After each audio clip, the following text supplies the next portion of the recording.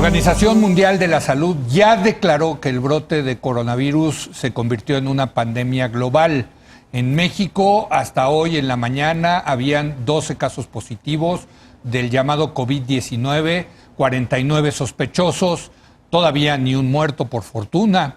Y para saber qué es una pandemia, qué medidas debemos de tomar y si se está haciendo el gobierno lo que debe de hacer, me acompaña el doctor Malaquías López Cervantes, académico del Departamento de Salud Pública de la Facultad de Medicina de la UNAM. Malaquías, gracias por venir de nuevo. Muchas gracias por la invitación, Leo. Como agradezco mucho a Antonio Lascano, investigador emérito de la UNAM, experto en biología evolutiva. Gracias por venir. Encantado. Antonio, muchas gracias de venir de nuevo. Gracias.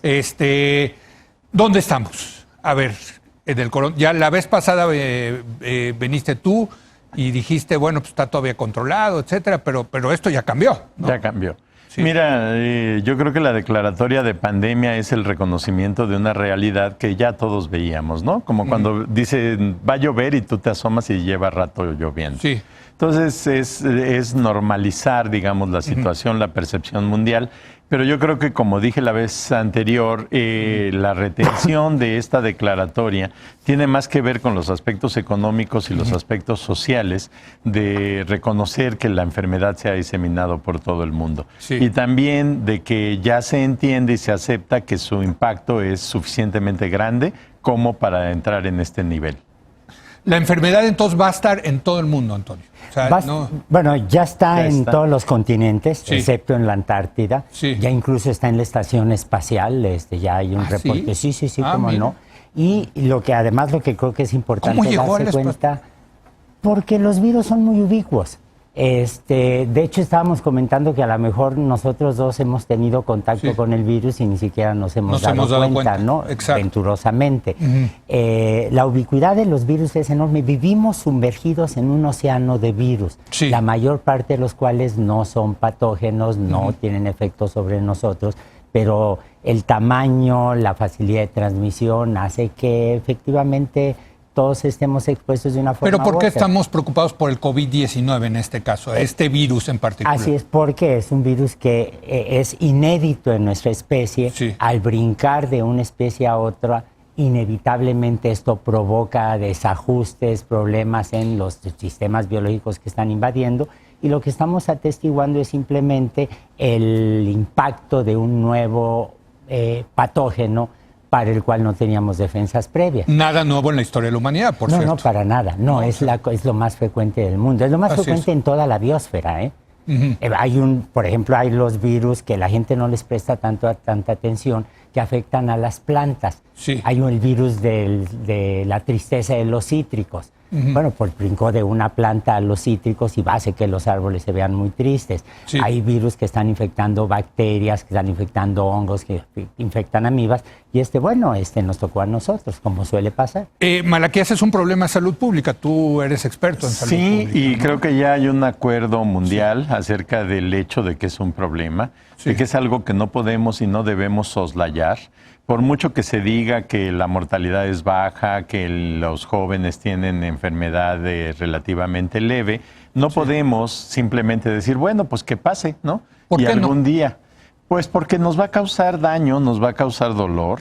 Por ejemplo, ¿quién quiere estar entre los miles de muertos que va a producir el paso de esta epidemia? Pues aunque sea el 2%. Aunque sea el 2%. Pero si se infecta la mitad de la humanidad, ese 2% son millones de personas. Se vuelven millones de casos. Exacto. Y entonces creo que eso es importante. Mira, hoy en la mañana se dijo en la conferencia de Palacio Presidencial que no hay evidencia de que las medidas de restricción social importen. Bueno, pues resulta que anoche empezó a circular un trabajo que todavía no se publica formalmente en una revista científica, pero muestra a través de modelamientos matemáticos de los datos de China que el tamaño de la epidemia en China fue menos de la mitad de lo que hubiera sido sin esas medidas. Ok. Pero que si se hubieran draconianas, que no necesariamente podemos igualar. Sí. Pero si las hubieran implantado 2 semanas antes, habría sido la mitad de lo que vimos.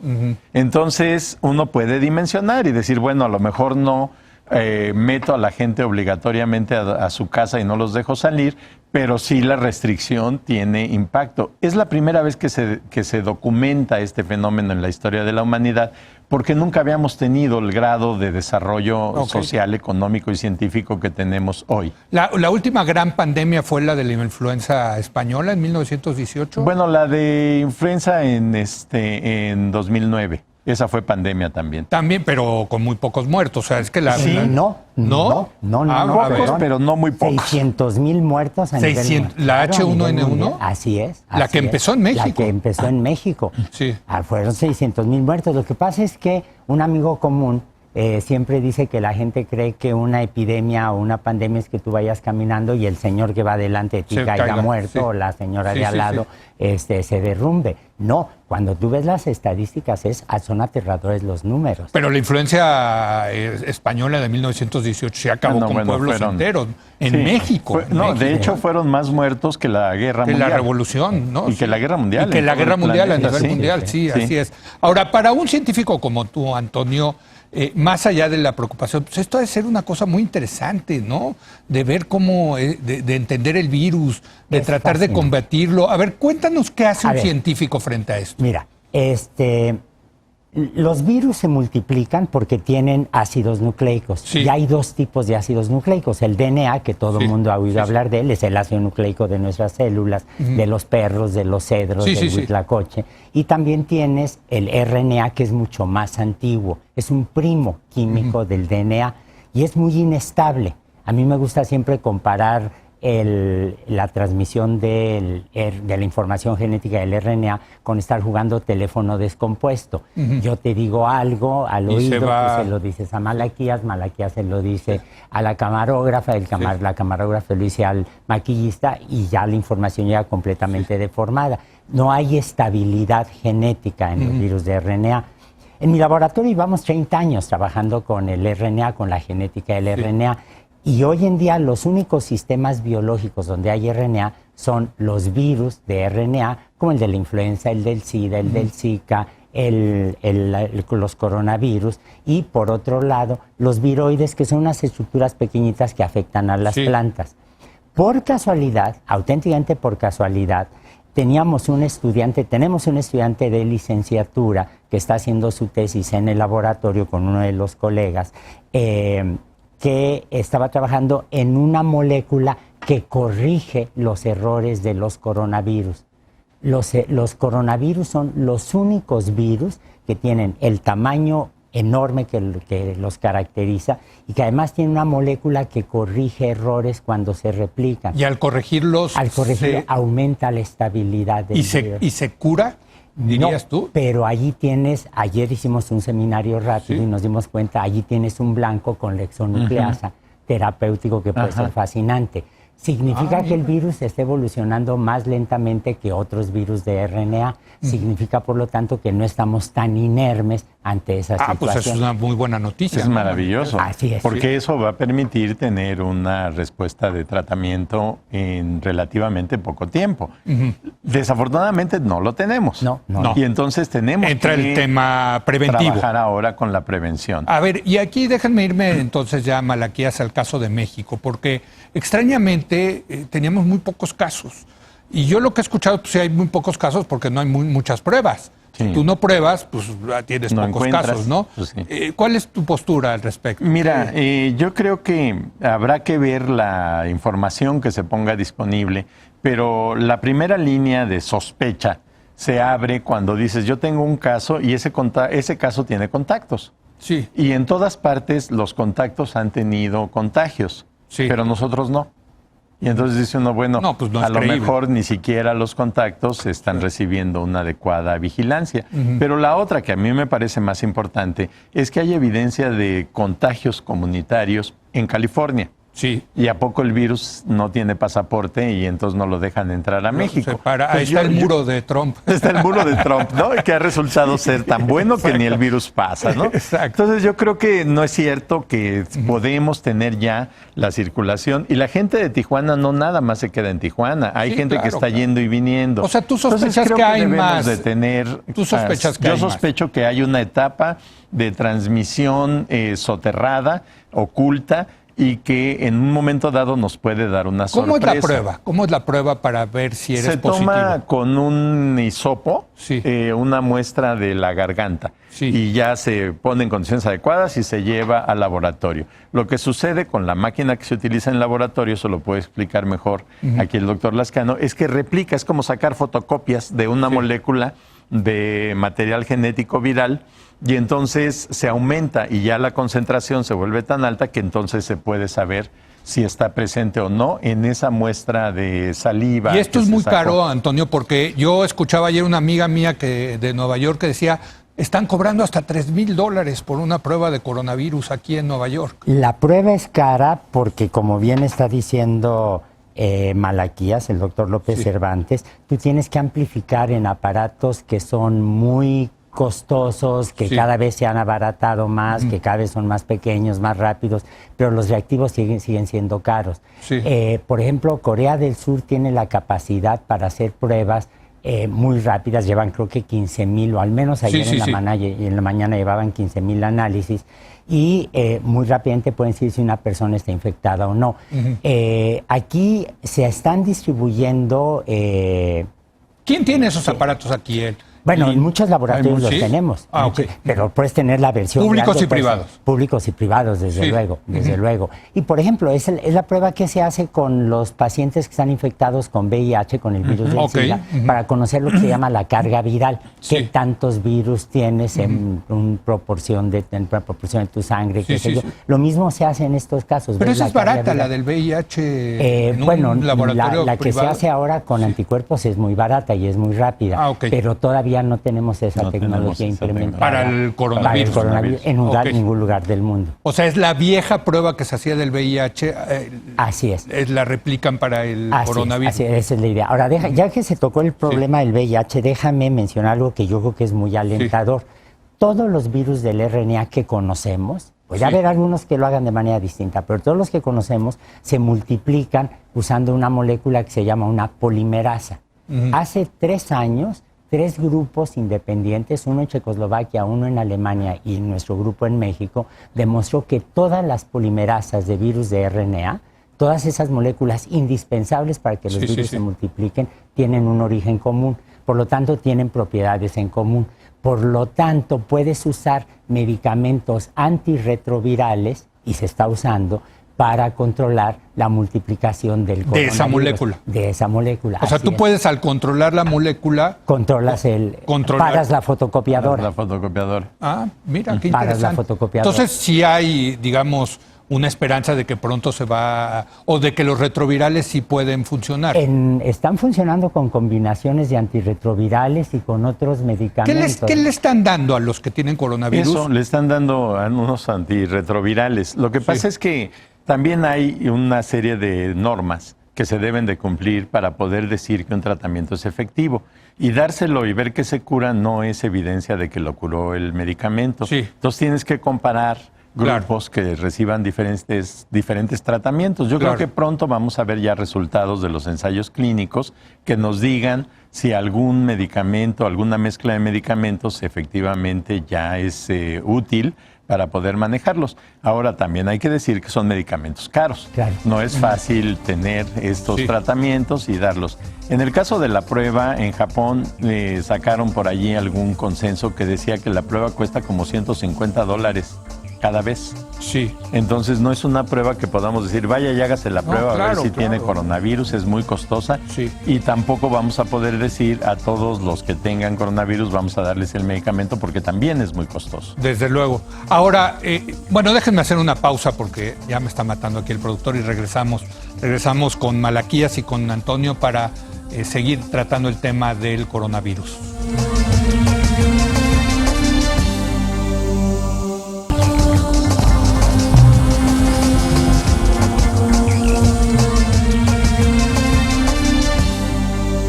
Bueno, estamos platicando con Antonio Lascano y Malaquías López sobre el tema del coronavirus desde un punto de vista científico.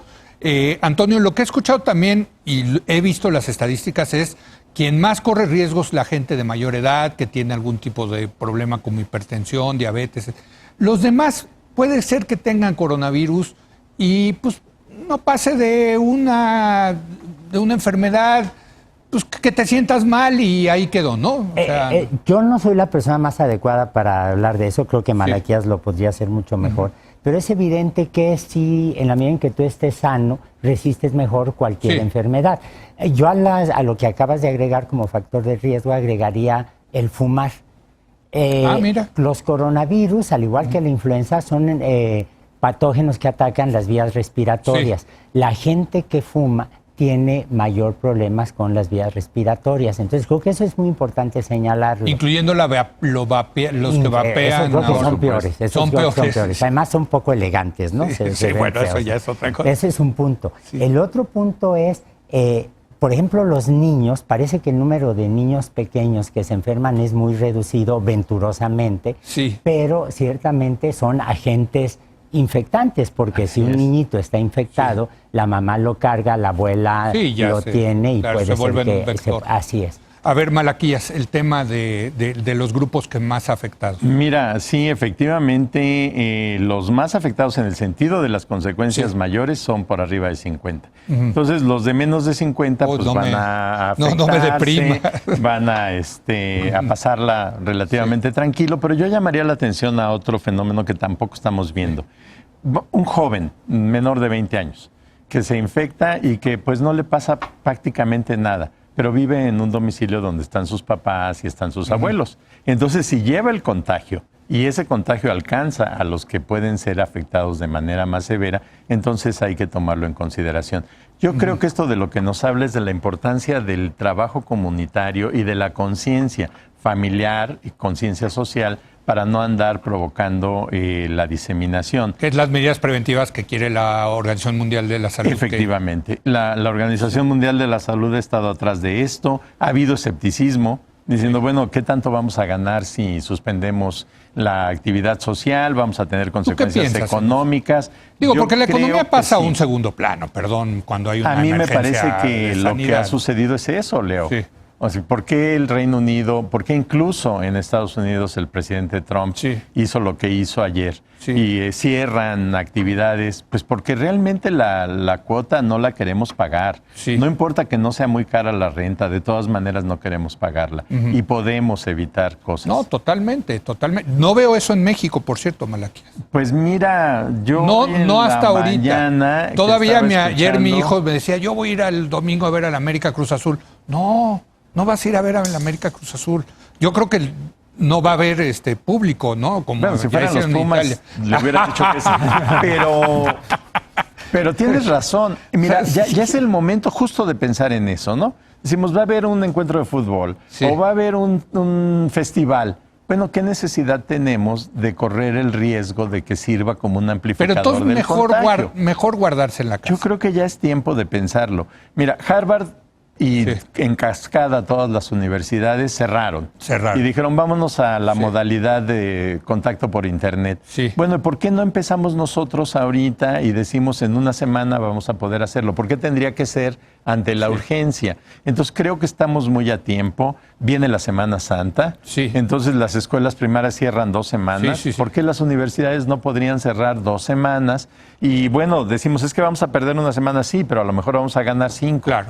¿Tú qué opinas al respecto, Antonio? Mira, estoy completamente de acuerdo con lo que está diciendo Malaquías, pero hay un punto adicional ya que se tocó la Semana Santa. Ayer en el programa con Denise Merkel mencionamos el asunto. Los fieles católicos, los cristianos, en fin, todo el mundo tiene derecho a seguir los ritos de la religión que sigan, que profesen. Pero, por ejemplo, entre los católicos hay esta cosa de que el cura con hisopos avienta el agua bendita. Es una manera espléndida de dispersar el virus. En las iglesias hay las pilas de aguas benditas. Hay gente que mete los dedos, se toca o se lo pone en la boca. Es una manera espléndida de dispersar el virus. En el momento de la comunión, los católicos ahora no solo les dan el pedazo de la hostia consagrada, sino también el vino que ya, según la creencia, se transforma en la sangre de Cristo. Bueno, eso hay que pararlo o hacerlo en vasitos de papel. Entonces yo sí creo que esto es como muy importante tenerlo en cuenta. Ahora, como yo sé que el tiempo apremia mucho, fíjense, todo lo que hemos hablado aquí es de prevención, de modelos matemáticos, de PCR, de sociología, todo es el aparato científico. Hoy aparece en la revista Science un editorial del editor en jefe, que es un personaje poderosísimo, muy influyente en la ciencia, donde le dice al presidente Trump: señor presidente, dése cuenta que no puede seguir recortando dinero para la ciencia, dése cuenta que no puede seguir atacando socialmente el valor de la ciencia, y yo creo que aquí el presidente López Obrador se debería ver en el espejo, una vez más, de la Casa Tú lo hemos Blanca, platicado contigo. para decir...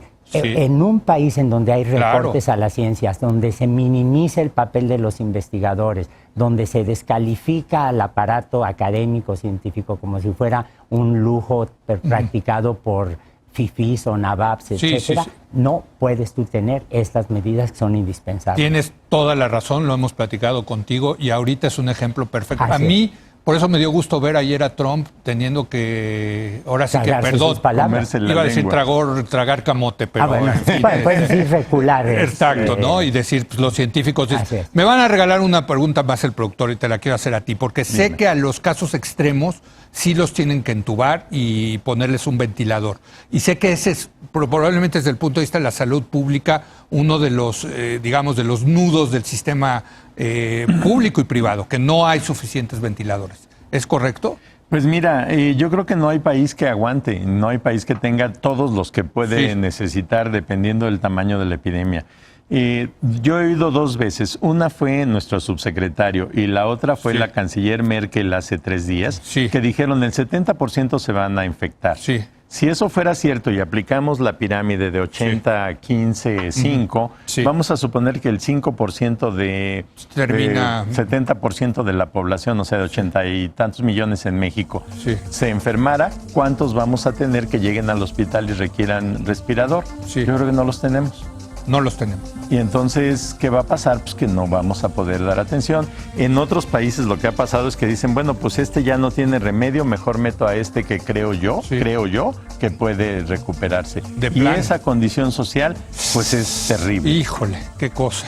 Y no hay una alternativa al respirador, ¿verdad? O sea, pues nada más el abanico, mano. No tenemos forma, digo, se le pone tantito oxígeno a alguien y ya. Nada más. Nada más, ¿no? Oigan, pues es un privilegio tenerlos en esta mesa. Muchas gracias. Si les parece, pues seguiremos platicando en la medida en que esto se vaya desarrollando. Gracias, órdenes. Toño. Gracias, Malaquías. Gracias, Leo. De verdad. Gracias a usted. Muy buenas noches.